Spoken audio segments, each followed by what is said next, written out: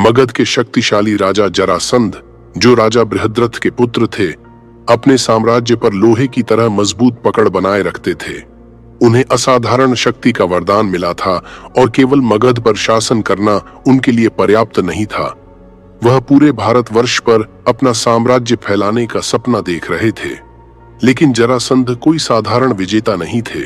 उन्होंने अपने साम्राज्य को बढ़ाने के लिए एक अनोखी और चालाक योजना बनाई। उन्होंने अन्य राज्यों के राजाओं को कुश्ती की चुनौती दी। जो राजा जीतता, वह हारने वाले राजा का राज्य, उसकी सेना और खजाना अपने अधिकार में कर लेता। अगर राजा बुजुर्ग होता या लड़ने में सक्षम नहीं होता, तो जरासंध उन्हें अपने राज्य से किसी और को अपनी ओर से लड़ने के लिए चुनने की अनुमति देते थे।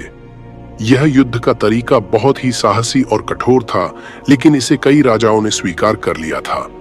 उनका मानना था कि जरासंध की चुनौती को स्वीकार कर वे पारंपरिक युद्ध के दौरान होने वाले बड़े पैमाने पर खून खराबे से बच सकते हैं। इसके अलावा कोई भी राजा अपने लोगों के सामने कायर कहलाने से बचना चाहता था, इसलिए वे चुनौती स्वीकार कर लेते थे। इस प्रकार जरासंध ने बहुत ही कम नुकसान के साथ बड़े बड़े राज्यों को जीत लिया। उनकी अलौकिक शक्ति के आगे जो भी राजा खड़ा हुआ, वह हार गया। एक के बाद एक राज्य गिरते चले गए और उनकी सेनाएं मगध की सेना में शामिल होती गईं, जिससे जरासंध की सेना भारतवर्ष की सबसे बड़ी सेनाओं में से एक बन गई, जो हस्तिनापुर की सेना के बाद दूसरे स्थान पर थी। जरासंध की रणनीति जितनी चालाक थी, उतनी ही निर्दयी भी। समय के साथ उसने बिना एक भी सैनिक खोए अपार संपत्ति और ताकत जुटा ली। उसकी बुद्धि उतनी ही तेज थी जितनी उसकी शारीरिक शक्ति, और उसने एक बड़ा सपना देखा, भारतवर्ष के हृदय हस्तिनापुर को अपने राज्यों से घेरने का। लेकिन जरासंध को उन राजाओं पर भरोसा नहीं था जिन्हें उसने हराया था। उसे डर था कि वे किसी दिन उसके खिलाफ विद्रोह कर सकते हैं। इसलिए उसने उन जीते हुए राज्यों में अपने विश्वास पात्र लोगों को राजा बना दिया, ताकि वे हमेशा मगध के प्रति वफादार रहें। लेकिन हस्तिनापुर को पूरी तरह घेरने के लिए जरासंध को कुछ ताकतवर सहयोगियों की जरूरत थी, जो उन क्षेत्रों पर नियंत्रण कर सके जहां तक उसकी पहुंच नहीं थी। उसकी नजर दक्षिण की ओर समृद्ध विदर्भ राज्य पर पड़ी।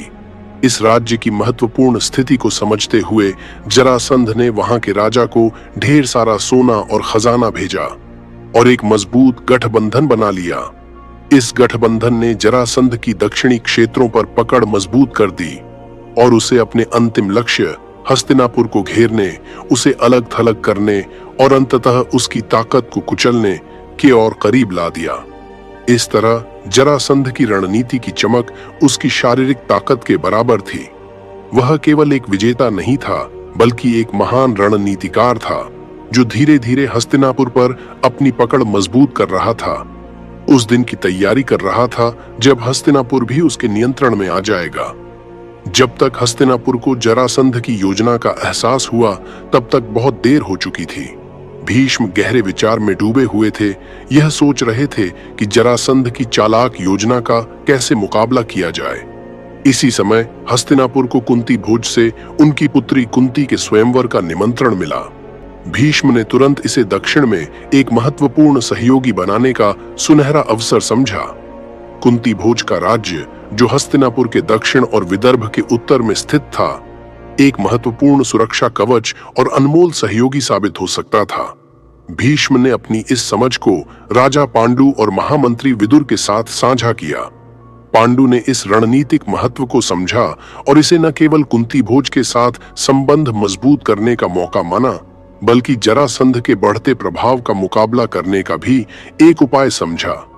इसी सोच के साथ पांडु ने कुंती के स्वयंवर में जाने का निश्चय किया, यह जानते हुए कि इससे एक मजबूत गठबंधन बन सकता है। वही कुंती जो अपने दिल में एक गहरा और पीड़ादायक रहस्य छिपाए हुए थी, उस पुत्र की स्मृति जिसे उसने जन्म देकर नदी की धारा में छोड़ दिया था, अपराध बोध के भारी बोझ के साथ जी रही थी। उस फैसले का दर्द कुंती के दिल में हमेशा बना रहा, एक ऐसा साया जो कभी दूर नहीं हुआ। चाहे उसने कितनी ही कोशिश क्यों न की, वह उसे अपने मन के कोने में नहीं छिपा सकी। हर दिन वह अपराध बोध उसे अंदर ही अंदर कचोटता रहता। उसे उस जीवन की याद दिलाता जो उसने त्याग दिया था। फिर भी राजघराने में जीवन ने उससे ताकत और संयम की मांग की। कुंती जानती थी कि उसे आगे बढ़ना होगा, अतीत को दफनाकर अपने कर्तव्यों को निभाना होगा। जब उसके स्वयंवर का समय आया तो उसने अनमने मन से उस सच्चाई को स्वीकार किया जो उसके सामने थी। पति चुनने और अपने जीवन का नया अध्याय शुरू करने की संभावना उसे डरा रही थी, लेकिन उसने अपने आप को मजबूत किया और ठान लिया कि वह इस नए भविष्य का सामना गरिमा के साथ करेगी। आंतरिक उथल-पुथल के बावजूद कुंती समझती थी कि यह उसकी नियति है। यह एक ऐसा मौका था जिससे वह अपने जीवन को नए सिरे से शुरू कर सकती थी, और शायद इस नए बंधन में उसे शांति मिल सके, भले ही उसके अतीत की यादें उसके दिल पर भारी बनी रहें। स्वयंवर का यह आयोजन केवल एक रस्म नहीं थी, बल्कि उसके लिए प्रायश्चित की ओर एक कदम था, अपने जीवन में शांति की खोज का एक तरीका। स्वयंवर का भव्य मंडप शाही शान से सजा हुआ था, जहां दूर दूर के सबसे श्रेष्ठ राजा और राजकुमार उसकी सुंदरता के लिए प्रतिस्पर्धा कर रहे थे। माहौल में उत्सुकता फैली हुई थी। जब कुंती वहां दाखिल हुई, उसके दिल की धड़कनें उसकी शाही पोशाक के नीचे तेज हो रही थीं। यह सिर्फ चयन का क्षण नहीं था, यह वह पल था जो उसके भविष्य को परिभाषित करने वाला था। जब कुंती सभा में मौजूद राजाओं और राजकुमारों के पास से गुजरी तो उसने हर चेहरे को ध्यान से देखा। वहां एक अजीब सी शांति छा गई। हर व्यक्ति उसकी नजरों में खुद के लिए थोड़ी सी भी दिलचस्पी देखने की उम्मीद कर रहा था, जिससे वह उसके जीवन साथी बनने का सपना देख सके। लेकिन कुंती का दिल तब तक शांत रहा जब तक उसकी नजर पांडु पर नहीं पड़ी। उसमें कुछ खास था, उसका शांत स्वभाव, उसकी आंखों में छिपी गहरी ताकत जो कुंती के दिल को छू गया। ऐसा लगा जैसे उसके दिल में लंबे समय से चल रहा तूफान अचानक थम गया हो और उसकी जगह एक शांत सागर ने ले ली हो। उसी पल कुंती को एहसास हो गया कि यह सिर्फ एक चयन नहीं था, बल्कि यह उसकी किस्मत थी। अपने शाही वंश की गरिमा को बनाए रखते हुए कुंती पांडु की ओर बढ़ी। उसके कदम संजीदा लेकिन नर्म थे। पूरी सभा जैसे अदृश्य हो गई। वहां सिर्फ वे दोनों ही रह गए थे, जिन्हें एक अनकहा बंधन जोड़ रहा था। जब कुंती उसके सामने खड़ी हुई तो उनकी आंखें मिलीं और एक पल के लिए समय जैसे ठहर गया। बिना किसी झिझक के कुंती ने वरमाला उठाई। उसके हाथ स्थिर थे और उसने उसे पांडु के गले में डाल दिया। भीड़ तालियों से गूंज उठी, लेकिन कुंती के लिए उस समय सिर्फ एक चीज थी, वह निश्चितता कि उसने अपने सच्चे जीवन साथी को पा लिया है। पांडु में कुंती ने सिर्फ एक पति ही नहीं चुना, बल्कि उस शांति और स्थिरता को भी पाया जिसकी उसके दिल ने हमेशा से ख्वाहिश की थी। उसके अतीत का बोझ जैसे हल्का हो गया और उसकी जगह एक नए आरंभ का वादा आ गया। पांडु और कुंती का विवाह धूमधाम और भव्यता के साथ संपन्न हुआ। इस शुभ अवसर पर सभी ने हर्षोल्लास के साथ उत्सव मनाया। कुंती भोज इस विवाह से बेहद संतुष्ट ने अपनी प्रिय पुत्री कुंती को पांडु के साथ हस्तिनापुर भेजा और उनके साथ आशीर्वाद स्वरूप अनगिनत खजाने और संपत्ति भी प्रदान की। हस्तिनापुर लौटने पर राजा पांडु ने अपने शासन में दिव्य आशीर्वाद की महत्ता को समझते हुए शाही गुरुओं के सुझाव पर कुंती के साथ मिलकर एक भव्य यज्ञ का आयोजन किया। इस यज्ञ का उद्देश्य था कि उनके मार्ग में आने वाली किसी भी नकारात्मक ऊर्जा का नाश हो और उन्हें शासन में शक्ति और समृद्धि के लिए देवताओं का आशीर्वाद प्राप्त हो। हस्तिनापुर के राजमहल के विशाल सभागार में एक गंभीर माहौल छाया हुआ था। राजा पांडु सभा के मुखिया के रूप में बैठे थे। उनके चारों ओर पूज्य भीष्म, ज्ञानी विदुर, शाही आचार्य कृपाचार्य और अन्य महत्वपूर्ण मंत्री बैठे थे।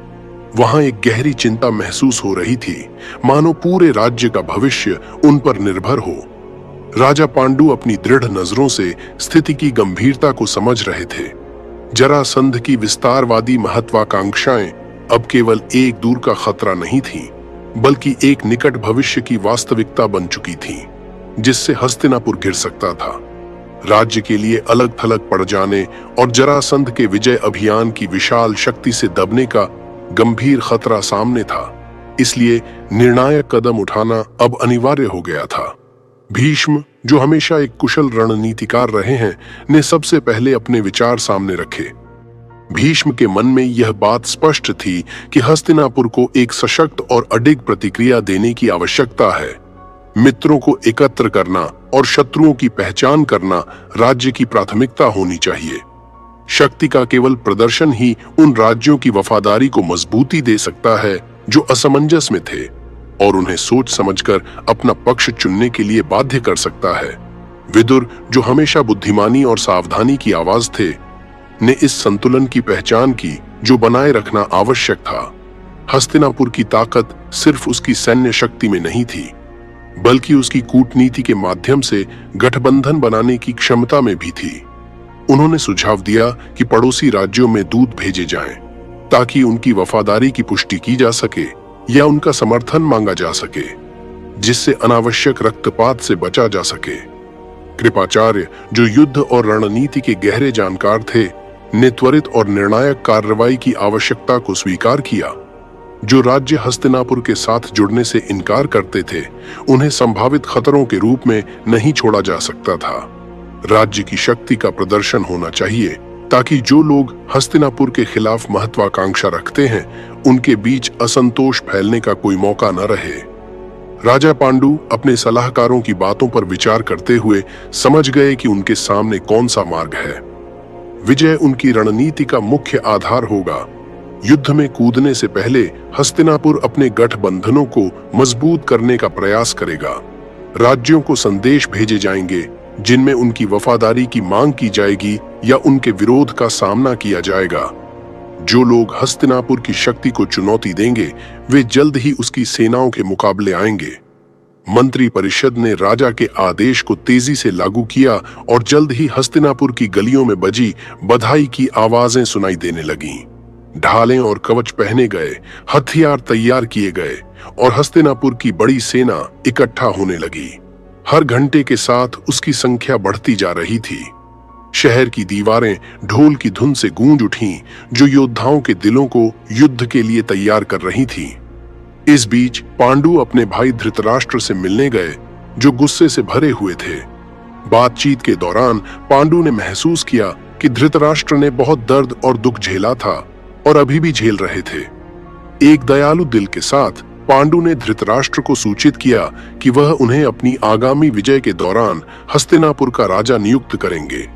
धृतराष्ट्र इस अप्रत्याशित प्रस्ताव से चकित हो गए और अचानक समझ गए कि उन्होंने पांडु की सही तरह से कद्र नहीं की थी। पांडु के स्थान पर राजा बनने की घोषणा ने धृतराष्ट्र को खुशी और सम्मान से भर दिया। लेकिन शकुनी, जिसने इस बातचीत को ध्यान से देखा, ने धृतराष्ट्र के अंदर उबल रही जटिल भावनाओं को अच्छी तरह से समझ लिया। पांडु विशाल सेना के आगे खड़ा था। उसकी उपस्थिति हस्तिनापुर की ताकत और बुद्धिमानी का प्रतीक थी। कुंती का दिल डर से कांप रहा था, क्योंकि उनके विवाह के तुरंत बाद ही पांडु ने अपने अभियान की शुरुआत कर दी थी। इसी बीच शकुनी खुशहाल धृतराष्ट्र के पास आया और धीरे धीरे उसकी खुशी को कम करने की कोशिश करने लगा। उसने धृतराष्ट्र को समझाया कि यह अस्थायी राजगद्दी केवल एक दिखावा है, जो उसे ऐसे दी गई है जैसे शिकार को फेंकी जाने वाली बची खुची चीजें। शकुनी की बातें धृतराष्ट्र के मन में संदेह के बीज बोने लगीं। पहले तो धृतराष्ट्र को अपने भाई पांडु के प्रति स्नेह महसूस हुआ, लेकिन धीरे धीरे उसने शकुनी की बातों के हिसाब से स्थिति को देखना शुरू किया। जैसे जैसे शकुनी की बातें उसके मन में घर करने लगीं, धृतराष्ट्र को यह महसूस होने लगा कि यह पेशकश केवल उसे शांत करने के लिए थी, न कि वास्तव में उसका सम्मान करने के लिए। उसके अंदर गुस्सा बढ़ने लगा और उसने सोच लिया कि वह इस राजगद्दी को ठुकरा देगा। लेकिन शकुनी ने उसे चेतावनी दी कि ऐसा करने से पांडु का मान और भी बढ़ जाएगा। अगर धृतराष्ट्र ने मना कर दिया तो उसे घमंडी और एहसान फरामोश समझा जाएगा और पांडु लोगों की नजरों में और भी महान बन जाएगा। शकुनी ने सलाह दी कि उन्हें पांडु की चाल को मात देनी चाहिए। गुस्से से अंधा और शकुनी के तर्कों से प्रभावित धृतराष्ट्र ने सहमति जताई और अपने मन में पांडु के प्रति द्वेष पनपने दिया। जैसे ही सुबह की पहली किरणें आकाश में फैलीं, पांडु ने अपनी तलवार उठाई, जो उसकी सेना के लिए संकेत था कि अब कार्रवाई का समय आ गया है। एकजुट गर्जना के साथ सेना आगे बढ़ी, अपने राज्य की रक्षा के लिए और उन पर विजय पाने के लिए जो हस्तिनापुर की श्रेष्ठता को चुनौती देने की हिम्मत रखते थे।